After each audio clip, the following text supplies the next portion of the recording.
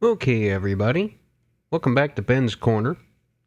I'm Ben Vanu, and this episode in my Madden franchise is going to be the interview with the head coach, Shaq Hennessey, just after finishing the fourth game of the preseason. It's just going to be a press conference style where I have pre-recorded. I will play the interview. I have some press box reporters where I've just fiddled around with Audacity and changed some voice pitches and things just to make it sound like there's different people involved, and to answer questions and to get acquainted with the team.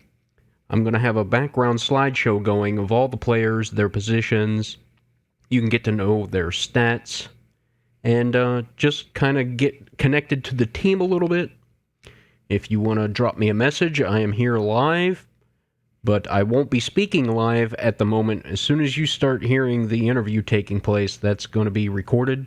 I won't be speaking on mic, but I'll be looking at the chat, so no problems there.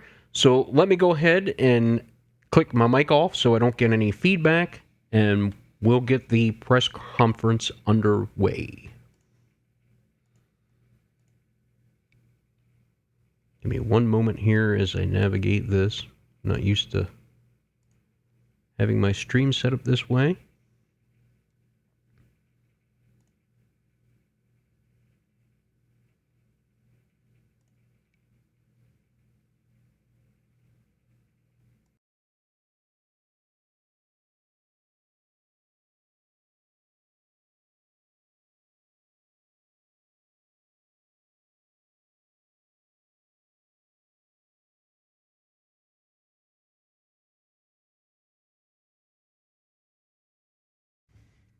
Hello, everyone.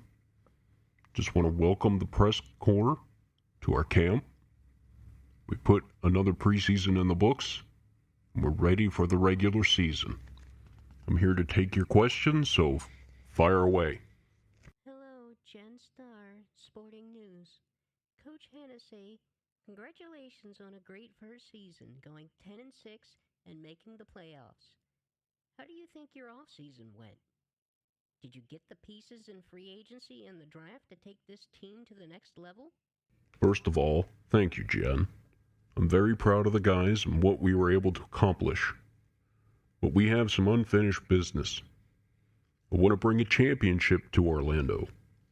How did our offseason go? I think it went very well. I had a checklist of things I was looking for to answer pressing needs, and I feel we addressed all of them via the draft and free agency. Unfortunately, we had to say goodbye to Jeffrey Madsen. We were able to bring in another high-caliber veteran in Kerry Kaplan to hold down the fort if anything should happen to Kiefer Byrne. We brought in a bulldozer running back in Lee Kemp to help punch those goal line touchdowns we missed out on last season. We found depth at some key positions with other veterans like Bernard Jordan and Virgil Hyde. I absolutely loved our draft, and I feel we've got some extremely talented rookies that will have big year one impacts. That's Orlando General. Which rookies do you foresee getting significant playing time, being able to contribute in the way you mentioned? Hello, Bert. I don't think it is really a big secret who we're high on. I think Chris Bradley will have a huge impact directly and indirectly on our offense. Teams have to respect his speed. Mark Spellman gives us a dynamic playmaker at tight end that we can use all sorts of ways that we just didn't have last year. Houston Madsen gives us another edge rushing threat to go along with Tanner Malone on the opposite side. And then we have Vernon Hunt up the middle. Last but not least, we brought in Marquis Wyrick with our first overall pick, and I believe he's got the potential to become another shutdown corner just like Aaron Kershaw. So we've really bolstered almost every position on the team from my standpoint. Mark Jackson, Orlando's son. Speaking of Spellman, gave up a lot of draft capital to make that move. A first and a third round pick this year, and starting left end Tracy Felton. Some people would say you gave up too much. What would you say to those people?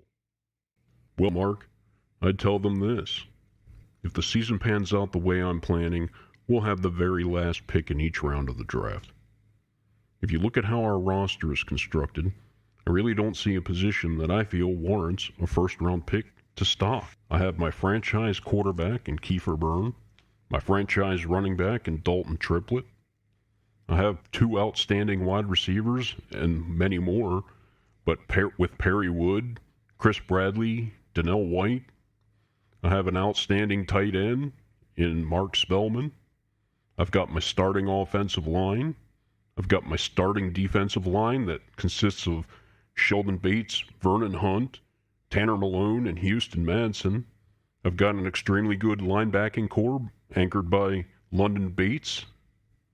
And I've got an extremely talented secondary with Kershaw, Wyrick, Witherspoon. We brought in veteran Virgil Hyde. And we have outstanding depth with Julius Lamb and Diamond McCoy. Then we've got the straight safeties Lamarcus Blade and Nate Youngblood, with Lennox Steven and Stringer ready to contribute. So I don't see any position where I'm in a hurry to spend a first-round pick to replace next season. I just don't feel that I need to have a first-round pick to draft anyone. I'm not going to be drafting a quarterback in the first round, a running back, a wide receiver. Our skill positions are set. I think you can find offensive line help later on the draft. We have 2 second-round picks next year. So, in a sense, we make up for it that way. Yes, we lose out on a first-round pick, and we lose a third, but we have 2 seconds. I believe we have 2 fourths. I believe there's talent to still be had. So, the way I look at it, our opportunity is right now. I think the time is to turn the keys over on the offense to Kiefer Byrne. We brought in the weapons to make it happen. And was it a gamble? Sure. But you don't get anywhere playing safe all the time. This team's window is right now. And because most of our talent is so young, that window can remain open for years to come. That's why we made that move. Sharon Roxbury, Orlando Football Weekly. You once again made extensive changes to the defense and offense this year. Are you worried this will confuse your players and cause them to fail? Well, Sharon, I don't believe so. Our offense last season was rather scaled back for a couple of reasons. But now, with another season under his belt, and with the new weapons we added, I think Kiefer is ready to really display his talents. He's a great young quarterback, and we expect big things from him this year. On defense, I have to go with what I think gets the whole team in positions where they can succeed. Last year, we had players that fit the 3-4 scheme. This year, I believe the 4-3 suits our needs better. Sure, the schemes and lingo will be different, but this is why we have the coaching staff. It's our job to prep them. We have intelligent young players that I know can handle these changes. We also have some veterans to help them along the way. I don't have much time left, perhaps only 1 or 2 more questions, please. Barry Rosenstein from NFL Network. Your team went 1-3 in the preseason. You saw a lot of mistakes and overall poor play at times. Does this concern you at all? I don't take much stock in preseason wins and losses, Barry. They honestly count for nothing. The stats really don't matter because the situations are so different from the regular season. That doesn't mean I'm 100% satisfied. Of course, you want to win every single game you play, but that's not really the main goal of the preseason. You want to get your players out there on the field. You want to analyze what you can. You want to take a look at the new players that you've added to the roster, both the veterans and the rookies, and get them out on the field, get them in game time situations, and see how they perform. Are they what you expected? Can they hold down the job? Do we need to find other answers? Those are all things that you find out in the preseason as much as you can. We still have things to work on, and you can always get better. I want to see consistent, proper execution. At times we didn't have that, but for the most part, I felt our defensive first-team unit did an outstanding job. And if you buy into the notion that the third preseason game is essentially the real test of your team, then I'd point you to the results of that game. The offense really came alive, and it was great to see it clicking on all cylinders. Not only that, but we managed to get through the preseason with no injuries to anyone on our roster. We have a completely healthy roster going into week 1, and that's a great thing to have. You don't want to see any of your players getting hurt in the preseason before they have a chance to get out on the field and show you what they can get done. So, I mean, that to me is almost as important as everything else. You get the plays down, you execute on the field, you win as many games as you can, and you get out of there without any injuries. So on that note, I'm really excited for the regular season to start. I can't wait to see what our guys are going to do on the field. I'm sorry I have to go. Time's running out. You know I have lots of things to do. I got this team to get ready for football season. You know you can send your requests for comments or interviews to our PR department, and you know I will do my best to catch up with you. Thanks for your time, and it's on to week 1. The Bulls are coming to our house, and we got something waiting for them. Thank you, everybody. Hello, everyone.